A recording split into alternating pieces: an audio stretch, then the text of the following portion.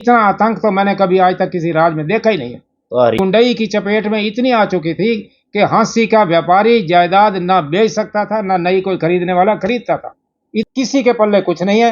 मैं ये एलानिया ये कहता हूँ, भूपेंद्र सिंह हुड्डा में अगर थोड़ी बहुत भी नैतिकता है, कहे ना कि पार्टी जो जिसको भी मुख्यमंत्री बनाएगी हम उसका स्वागत करेंगे। बनाए कहें शैलजा जी को करें डिक्लेयर। नमस्कार दोस्तों, मैं रण सिंह पवार, आप देख रहे हैं पीएमएफ न्यूज। और आज राजनीतिक परिचर्चा फिर आगे बढ़ाते हुए हमारे साथ में जो मेहमान है सुभाष मल्होत्रा जी, बीजेपी के जो पूर्व भाजपा अध्यक्ष हिसार, जिला हिसार। और पहले तो आपका एक बार फिर स्वागत ही करेंगे। बहुत बहुत धन्यवाद कुमार साहब। तो मल्होत्रा जी, भाजपा जो सरकार लगातार 10 साल से हरियाणा के अंदर है और इसी तरह से तीसरी बार जो केंद्र के अंदर सरकार बनाई है, तो कांग्रेस हिसाब मांग रही है। तो हिसाब देने में कहाँ चूक हो रही है आपकी? जिस तरह से दीपेंद्र हुड्डा एक यात्रा निकाल रहे हैं, फिलहाल हिसाब दो।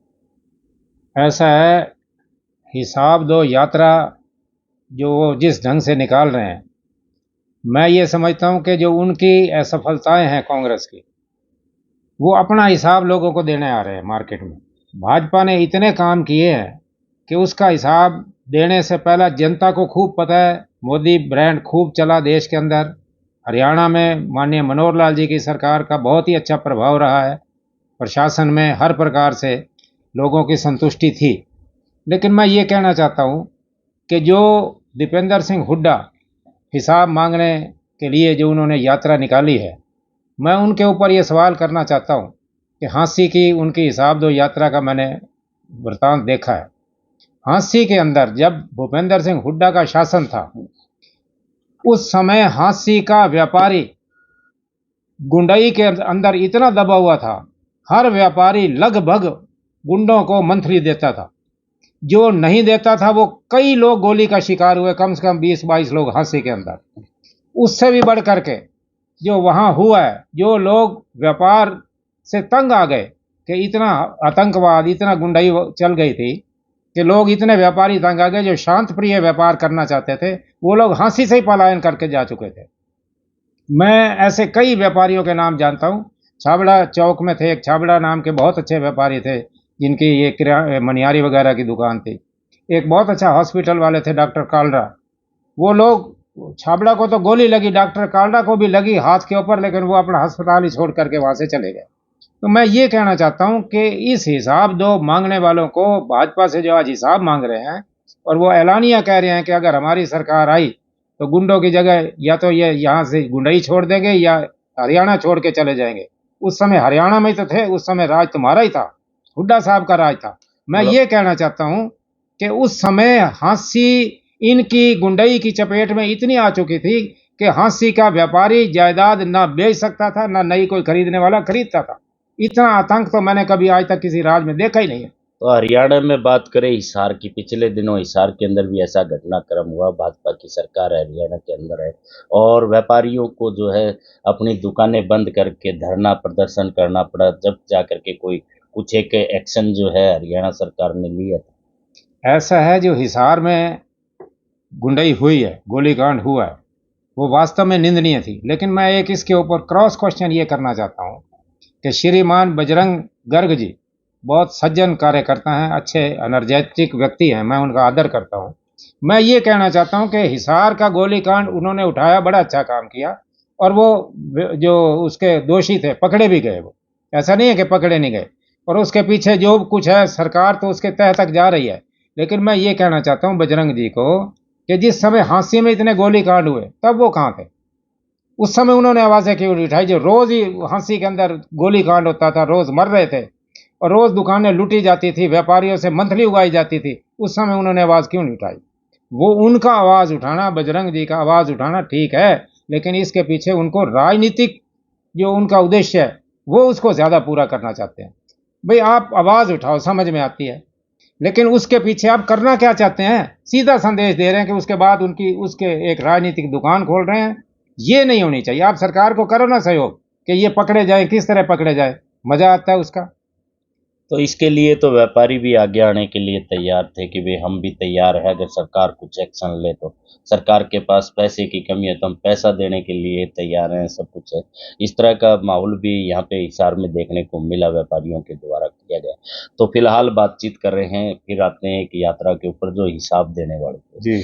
तो इसमें किस तरह का हिसाब जो है 10 साल का जो कांग्रेस मांग रही है कि भी सरकार ने क्या किया, क्या नहीं किया, क्या करना चाहिए था, इसको लेकर के भी अभी बीच में थोड़ी, हालांकि ये यात्रा थोड़ी सी रुक भी गई है।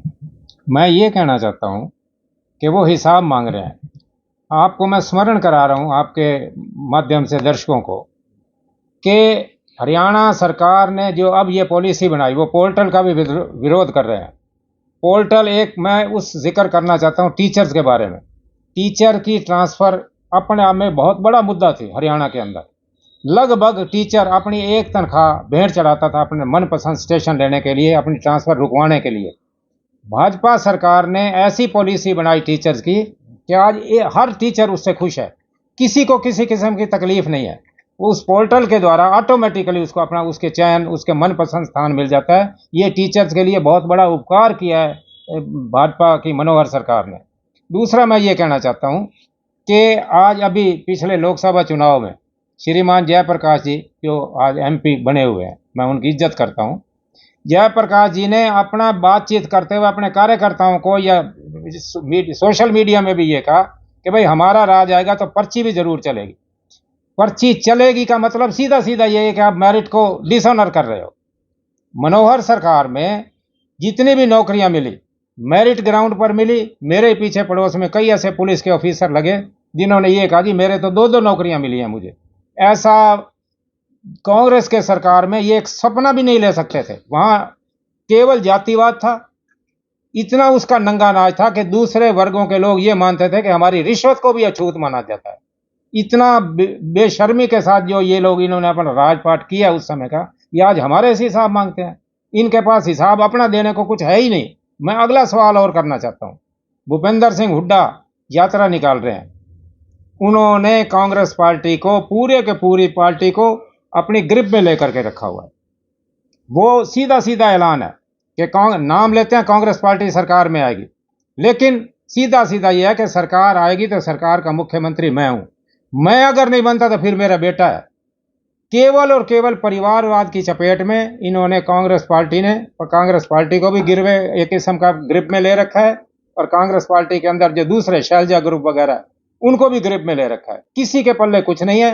मैं ये एलानिया ये कहता हूं, भूपेंद्र सिंह हुड्डा में अगर थोड़ी बहुत भी नैतिकता है, कहे ना कि पार्टी जो जिसको भी मुख्यमंत्री बनाएगी हम उसका स्वागत करेंगे, बनाए कहें शैलजा जी को करें डिक्लेयर। ये केवल और केवल गुंडई, केवल और केवल परिवारवाद, ये इसके माध्यम से फैला रहे हैं। और सीधी सीधी बात यह है कि इनकी सरकार आने पर फिर वही पर्ची और खर्ची का नंगा नाच होने वाला है। मेरिट को पूर्ण रूप से डिसऑनर किया जाएगा, लोगों के साथ अन्याय होगा। मैं ये कहना चाहता हूँ।